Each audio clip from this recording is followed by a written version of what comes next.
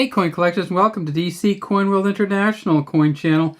I'm not sure what we have here, but we have something. And so let's take a look at it and see if we can try to figure it out. This is clearly from the 1950s sometime, and it clearly doesn't have all four numbers on it. So let's take a look at this, and then let's take a look at some other coins and see if there's any way we can kind of figure out either what happened or what we might have. All right, so starting off, I'm thinking it's probably a 1951. I mean, it looks like it. I mean, I guess it could be a 4 or something else, but so I'm going to put the 1951 on top of it. And I mean, it is very similar. In 1951, at the Philadelphia Mint, they made 296 million of these. An extra fine, this is worth 40 cents. MS65, it's worth $16.50. If you can get a proof one of these, which they actually made in 1951, it's worth $80 for a proof one. Now, of course, a proof one's going to be a Philadelphia proof one because they didn't make them at the San Francisco Mint then. So this is a Lincoln penny. It says, "In God We Trust" at the top, Liberty behind Lincoln. The date's under his chin, and if we tip it way up here, we can see a V, a D, and a B, just barely, for Victor David Brenner, who was the engraver of these coins. So it might be the Philadelphia Mint one. Let's look through all the 51s, and then let's look at a 54 also. Let's see what else we can see on here. Can we see the V, the D, and the B? Yeah, almost. You can almost see that there, yeah, you can see that there was something there.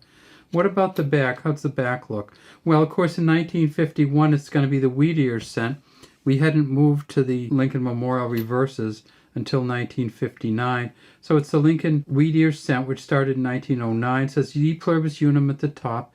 Let's see if we can see the dots between the E and the pluribus. We can. And the dot between the pluribus and the unum. The 1 cent looks pretty good. United States of America, kind of scratched up, but not too bad. The wheat ears on each side, some good lines in them. I mean, this is not going to be a valuable coin. This is, of course, a brass coin, almost all copper. And then just this. So let's look at a 1951D.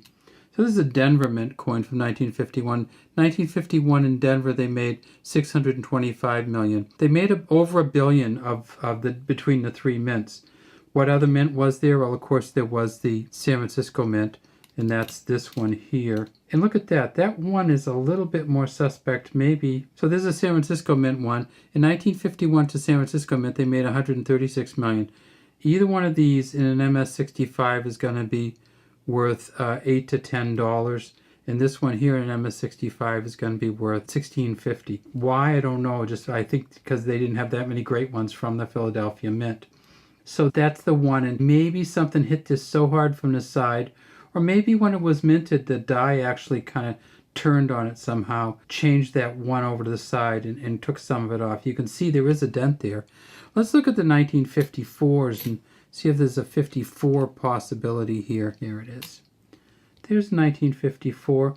That looks a lot more substantial, doesn't it, than this one? This looks like it'd be awful hard to take the edge of that 4 off and make it look like that. It is about, well, it's not even the same angle. It goes down way lower. So I don't think this is the 1954 that got scraped off.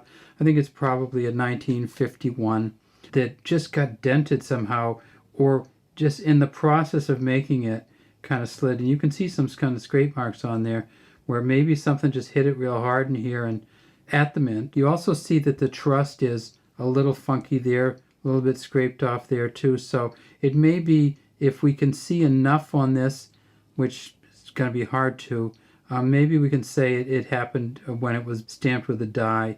And I think that's a possibility that happened. And that begs the question, what's it worth?